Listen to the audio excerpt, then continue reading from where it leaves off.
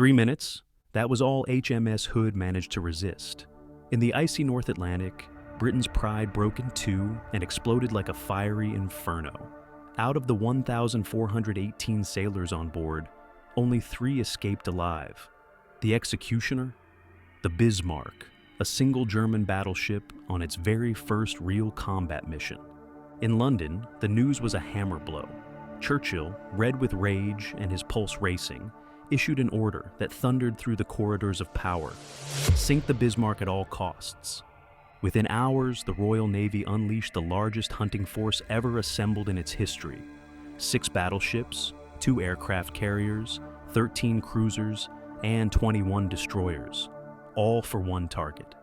A 50,000-ton giant armed with 8 15-inch guns capable of outranging any British ship, equipped with state-of-the-art radar that could detect aircraft before being seen, and with a hull divided into compartments that made it virtually unsinkable. The Bismarck was racing desperately toward the safety of occupied France, but it carried an invisible wound. A trail of oil marked its path across the ocean, betraying the pride of the Kriegsmarine, and the British aircraft were already closing in. February 14th, 1939. A freezing wind swept across the Elbe River. At the Blohm and Voss shipyards in Hamburg, workers, officers, and officials gathered to witness a historic moment. At the center of the stage stood the still unfinished hull of the Bismarck, about to touch the water after nearly 3 years of construction. Dorothee von Löwenfeld, granddaughter of Otto von Bismarck, the legendary Iron Chancellor, smashed a bottle of champagne against the bow, and the Colossus officially received its name. Shortly afterward, Hitler himself spoke briefly before the crowd, presenting the ship as the new national symbol. Although it was marketed as a vessel compliant with international treaties, reality told another story. Fully loaded, it exceeded 50,000 tons, far above the permitted 35,000. Its figures were as colossal as its ambitions: 823 feet in length, 121 feet in beam, and a range of over 10,000 nautical miles. By August 1940, it was finally commissioned. Its commander, Captain Ernst Lindemann, a strict and loyal officer, leading over 2,200 men, most of them young conscripts. But a serious problem soon arose. The Bismarck could barely maneuver with its engines, a flaw that made it clumsy in critical situations. While engineers rushed to fix the issue, misfortunes piled up. A grounding in the Kiel Canal, frozen rivers, and overcrowded docks kept it trapped for weeks. Lindemann grew frustrated. Months passed, and his crew remained stuck in port. When it was finally ready for war by mid-1941, German naval strategy was faltering. The Scharnhorst and Gneisenau were out of action in Brest, and the Tirpitz, the Bismarck's near twin, was still incomplete in Wilhelmshaven. Worse still, the Kriegsmarine could not face the Royal Navy head-on. Grand Admiral Erich Raeder therefore turned to a war of attrition, targeting enemy commerce. Thus was born Operation Rheinübung. The plan was clear. The Bismarck, jewel of the Reich, was to break into the Atlantic, avoid direct clashes with heavy ships, rendezvous with supply vessels pre-positioned along the route, and mercilessly destroy Allied convoys. This was not a show of force. It was a gamble of epic proportions. Admiral Günther Lütjens himself preferred to wait for reinforcements, but Berlin was blunt. The Bismarck had to sail immediately. On May 18, 1941, under gray Baltic skies, the German monster left Gotenhafen accompanied by the heavy cruiser Prinz Eugen and 3 destroyers. Lütjens commanded the operation. The breakout had to be silent. The English Channel was out of the question. Too narrow, too watched, too risky. Only the northern route remained, hugging the coast of neutral Norway, where bad weather and long nights offered the best cover. The mission: cross the Denmark Strait, break out into the Atlantic, and from there, attack convoys without restraint, with Brest as the final destination. There, once other ships were ready, they would join larger operations. But on May 20th, while crossing the Kattegat, they were spotted. The Swedish cruiser Gotland sighted them and sent a report. By nightfall, London already knew their position. The problem: the Bismarck itself had intercepted that very message. Lütjens informed German High Command but stuck to his habits, refusing to impose absolute radio silence, even during such a delicate mission. The next day, Flight Officer Michael Suckling, flying a Spitfire at 26,000 feet, passed directly over the German squadron and took clear photographs of the Bismarck and the Prinz Eugen. With evidence in hand, Admiral John Tovey put the home fleet on maximum alert. From Iceland sailed the Hood, the Prince of Wales, and 6 destroyers. That afternoon, upon leaving Bergen, the Prinz Eugen refueled from the tanker Vallen. The Bismarck, however, continued on without refueling, whether by miscalculation, overconfidence, or simple oversight, a decision that would soon haunt it. May 22nd. The escorting destroyers withdrew. They lacked the fuel to follow into the Atlantic. The Bismarck and the Prinz Eugen were now alone. Lutyens accepted it. Fewer ships meant fewer eyes. Inside the German giant, preparations were frantic. Anti-aircraft batteries drilled in the cold. Torpedo rooms ran final checks. Lookouts scanned the fog for enemy planes, and engineers inspected the engines without rest. A single mistake could cost them the mission. On May 23rd, thundering along at 27 knots, the Bismarck crossed the Denmark Strait shrouded in thick fog. Visibility was minimal. Icebergs loomed suddenly, forcing violent turns in the freezing waters north of Iceland. By late afternoon, German radar picked up a British cruiser, the Suffolk. Its radio was already transmitting the Bismarck's position to the Royal Navy. The German battleship opened fire with 5 salvos. 3 shells struck the Norfolk before it vanished behind a smokescreen. The roar of the 15-inch guns was so brutal, it knocked out the Bismarck's own radar. Lutyens then ordered the Prinz Eugen ahead to act as its eyes and executed a bold 180-degree turn to try and ambush the pursuers. But the Suffolk's radar saw through the ruse and responded. Thus began a tense chase that lasted the entire night. May 24th, 1941, 5:45 a.m. Bismarck's lookouts spotted smoke on the horizon. It was HMS Hood and HMS Prince of Wales, finally arriving after days of delays due to bad weather. Their white wakes sliced the dark waters of the Denmark Strait. Lutyens lowered his binoculars and shouted the order, "Battle stations!" The entire ship came alive. Watertight doors slammed shut. Gunners loaded their cannons, and every man rushed to his post. 7 minutes later, at 28,000 yards, the Hood fired the first salvo. The Prince of Wales followed a minute later. In the chaos of combat, the British fleet, under Vice Admiral Lancelot Holland, made a fatal first mistake. HMS Hood targeted the Prinz Eugen instead of the real monster, the Bismarck. That confusion gave the Germans the upper hand. While the British ships advanced head-on, firing only their forward guns, the Bismarck, perfectly positioned broadside, answered with full salvos from all its main turrets.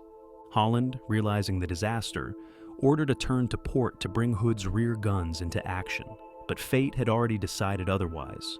The Prinz Eugen struck first. An 8-inch shell exploded below deck, sparking a fire that forced the British crew to fight desperately against the flames. On Bismarck's bridge, German gunners calmly adjusted fire control, waiting for the perfect moment. Finally, after several ranging shots, Bismarck's main battery, 8 15-inch guns, opened direct fire on Hood, while its secondary 5.9-inch guns pounded the Prince of Wales. Holland tried another maneuver to improve his position, but the Germans already had the advantage. As if rehearsed, the Prinz Eugen switched targets and began hammering the Prince of Wales, landing multiple hits that ignited flames across its decks. Lutyens, seeing the battle firmly in his favor, repositioned the Prinz Eugen behind the Bismarck, and then, at exactly 6 a.m., tragedy struck. Just as the Hood executed its second turn, a penetrating shell from the Bismarck pierced its deck and detonated in the aft magazine. In an instant, Britain's flagship split in two between mast and funnel. 8 minutes after the first shot, the Hood was gone. 1,416 men went down with her. The battlefield fell silent, but only for seconds. With the Hood annihilated, the Bismarck turned its fury on the Prince of Wales. The British ship scored a few hits. One flooded a generator room, another pierced the bow. But it wasn't enough. It was clearly outmatched. When a German shell struck the bridge directly, the Prince of Wales had no choice but to retreat. Captain Lindemann wanted to pursue and finish it, but Lütjens refused. Continuing the fight in the strait was an unnecessary risk. It was only 6:13 a.m. In just 21 minutes, the Bismarck had fired nearly 100 shells, achieving a crushing victory. But the cost was beginning to show. 3 British hits had damaged its hull, and as it turned south, it sailed more slowly than ever, leaving behind a treacherous trail of oil that betrayed it in the ocean. After the destruction of the Hood, the Bismarck pressed into the Atlantic, heading for Brest in occupied France. At 8:01 a.m. on May 24, 1941, Lütjens sent a triumphant message to Berlin. Battle cruiser, probably the Hood, sunk. Another battleship damaged. 2 heavy cruisers remain in contact. For several hours, the German giant vanished into the ocean. But a British Sunderland flying boat discovered an oil slick spreading across the surface. The undeniable sign that the Bismarck was bleeding fuel. The pilot relayed the position immediately, and the Suffolk and Norfolk, still shadowing at a distance, closed ranks with the battered Prince of Wales, whose crew worked at full speed to bring its guns back online. In London, Churchill received the report and did not hesitate. Sink the Bismarck. Within hours, every available ship changed course to join the hunt. The home fleet steamed at full speed, still 400 miles away. The battleship Rodney abandoned convoy escort duties and turned toward the target. Light cruisers swept the Denmark Strait, and even the old Revenge-class battleships were pulled from routine tasks. The Royal Navy threw everything it had: 6 battleships and battle cruisers, 2 carriers, 13 cruisers, and 21 destroyers, all chasing the Bismarck's oily trail. At the same time, Grand Admiral Dönitz moved his pieces in response. He ordered all available U-boats into action. 5 submarines positioned themselves south of Greenland to intercept the pursuers, while another group sailed toward the Bay of Biscay, forming a defensive wall in anticipation of the Bismarck's arrival in France. That afternoon of May 24th, the Norfolk and the Suffolk maintained visual contact at a safe distance, while the damaged Prince of Wales barely managed to keep up the chase. Hours later, under a storm-blackened sky, the outdated biplane Swordfish from the carrier Victorious located the German Colossus. Led by Lieutenant Commander Eugene Esmond, the torpedo planes dove through the Bismarck's anti-aircraft fire. One torpedo struck the armored belt and exploded, shaking the ship, though the damage was minimal. During the night, the Bismarck changed course toward France, while the Royal Navy, convinced it was still heading for Norway, sailed in the opposite direction. Lütjens then decided to break radio silence and sent a detailed report to Berlin. A fatal mistake. British stations intercepted the message, triangulated its position, and concluded that the German target was Saint-Nazaire, likely to refuel. At 21 knots, the Bismarck was suffering. The damaged bow flooded unevenly, forcing uneven fuel consumption just to maintain balance. Meanwhile, the British forces faced their own crisis. The Prince of Wales, Repulse, Victorious, and 4 cruisers abandoned the chase due to lack of fuel. Only the King, George V, the Norfolk, and Captain Philip Vian's destroyers continued the pursuit amid increasingly hostile weather. From Gibraltar, Force H, carrying the carrier Ark Royal and the battlecruiser Renown, raced north to close the trap before the Bismarck could reach French ports and shelter under the Luftwaffe's wing. On May 26th at 10:30 in the morning, a Catalina flying boat spotted the Bismarck and its oil slick. Minutes later, Ark Royal's Swordfish confirmed contact. Captain Philip Vian, leading his destroyer flotilla, turned directly toward the enemy. The Bismarck, still 690 miles from the French coast, was about to be surrounded by the most powerful naval force in the world, converging from every direction. That afternoon of May 26th erupted with torrential rain and raging seas. At 14:50, the Ark Royal launched 15 Swordfish. But a near-catastrophic mistake occurred. The pilots didn't know that the British cruiser HMS Sheffield was ahead shadowing the Bismarck. They mistook it for the enemy and launched magnetic torpedoes at it. Luckily, all missed or detonated upon contact with the sea. The Bismarck continued on its course through ever-worsening seas, while its sailors had no idea that another wave of Swordfish was already overhead. This time, they carried no ordinary load. The torpedoes were fitted with contact fuses, designed to ensure destruction. fate played a cruel irony. The German submarine U-556 passed directly beneath the Ark Royal and the Renown, perfectly positioned to sink them in minutes. But it was empty, without a single torpedo left. All it could do was watch helplessly as the British prepared to hunt down the pride of the Kriegsmarine. Shortly after 8 p.m., the Swordfish mistook the cruiser Sheffield for their target and followed its trail. The storm was brutal, rain hammering their wings, radar flickering, and visibility reduced to almost nothing. 3 planes became lost in the darkness, unable to hold formation. The rest pressed on through the tempest. At 8:47, they found it. The Bismarck appeared on the horizon. In seconds, the anti-aircraft defenses opened up, filling the sky with fire and flashes. The British biplanes, skimming just above the waves, weaved through curtains of fire as best they could. One torpedo struck amidships, but had little effect. Another, however, hit near the stern and jammed the rudder. The Atlantic Colossus could no longer steer its own course. As the planes departed, the Bismarck lashed out furiously at the Sheffield.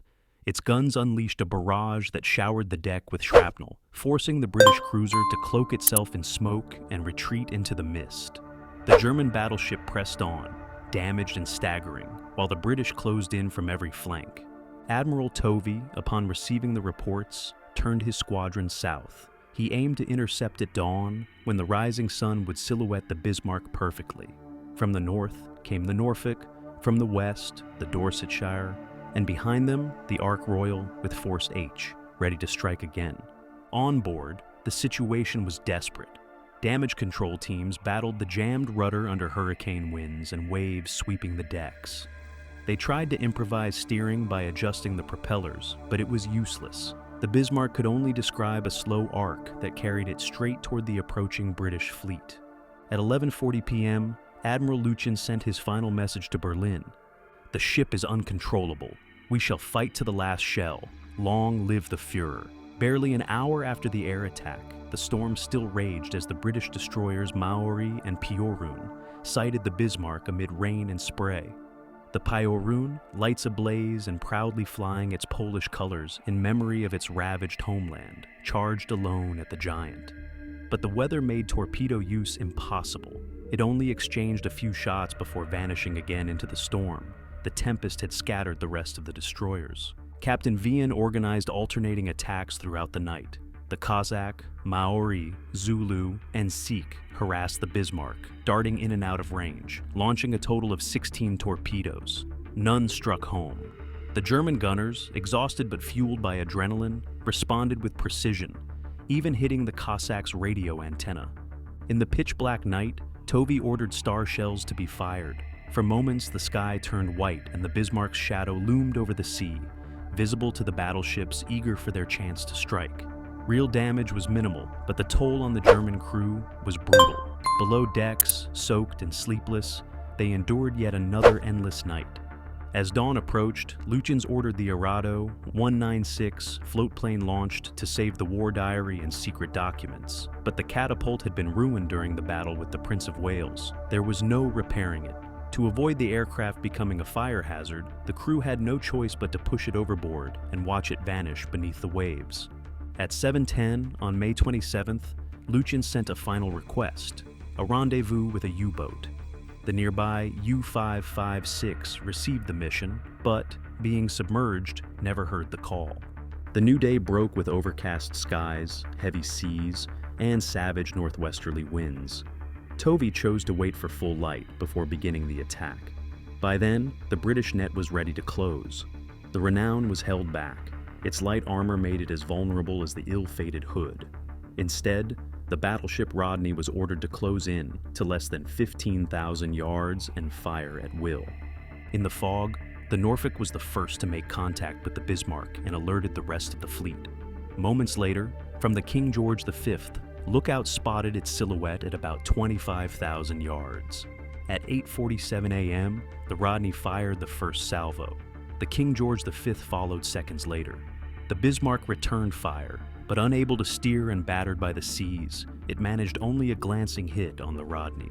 Shortly after 9, the Rodney's 16-inch shells shattered the Bismarck's forward superstructure. The fire control post was obliterated, along with most of the senior officers inside. Instantly, the forward turrets were knocked out of action, and the aft control center briefly took command, only to be silenced as well. The Bismarck's forward turrets were out of action within minutes. The aft control post tried to take over, but barely managed to operate before being destroyed too. The Norfolk and the Dorsetshire joined in with their 8-inch guns, piling on the pressure. The fate of the German battleship was sealed. It was only a matter of time before all 4 of its main turrets were completely knocked out. Amid the chaos, Hans Oehls, first officer and the highest-ranking man still alive, desperately rushed through the passageways shouting the final order. Open the watertight doors, abandon any further attempts at repair, prepare the scuttling charges, and evacuate.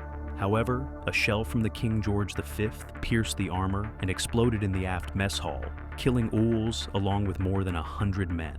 Command then fell to engineer Gerhard Unach, who gave the final instruction: detonate the charges and evacuate the engine crew immediately. The Rodney closed in to less than 3,000 yards, unleashing salvo after salvo against the shattered hull, while the King George V pounded from behind with shells tearing through deck after deck. By 10:20 in the morning, both British battleships were nearly out of fuel. The Bismarck was listing dangerously to port, sinking by the stern, and Admiral Tovey gave the order to withdraw. At 10:35, the Dorsetshire launched a torpedo that struck the already flooded side. 5 minutes later, the Bismarck rolled over and disappeared beneath the Atlantic. It was over.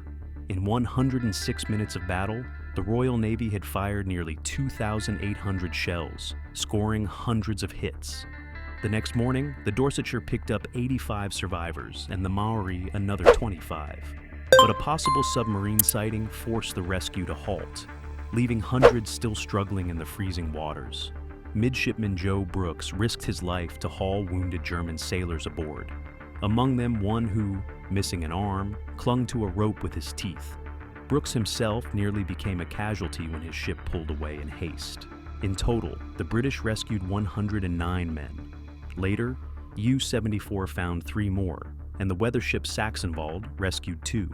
The Spanish cruiser Canarias found none. Out of a crew of more than 2,200 men, only 114 lived to tell the tale. As the Bismarck sank, the Luftwaffe remained grounded, pinned down by the storm. When the skies finally cleared, they took off eager for revenge. A lone Heinkel. He, 111, located the Ark Royal, the carrier that had sealed the battleship's fate, and dropped its bombs near the hull, raising towering columns of water but scoring no hit. 4 other bombers located British warships as well, but also failed to strike. The British celebration, however, was short-lived. On May 28th, the destroyers Mashona and Tartar were making slow progress toward Northern Ireland to conserve fuel when Heinkels attacked the Mashona. The Tartar attempted to sink its crippled companion with a torpedo, but missed. Soon other destroyers arrived and finished the job with gunfire. The Mashona went down, sharing the Bismarck's fate. For Germany, the loss was a shock. Its most powerful battleship had lasted less than 9 days in combat. Even Churchill underlined the importance of the victory. The sinking of the Bismarck has had a salutary influence on the whole course of the war at sea. Hitler, shaken by the scale of the failure, forbade his commanders ever again to risk capital ships in direct engagements. From then on, Germany's great warships remained confined to port, or restricted to minor missions in northern waters. The era of the Kriegsmarine was drawing to its end.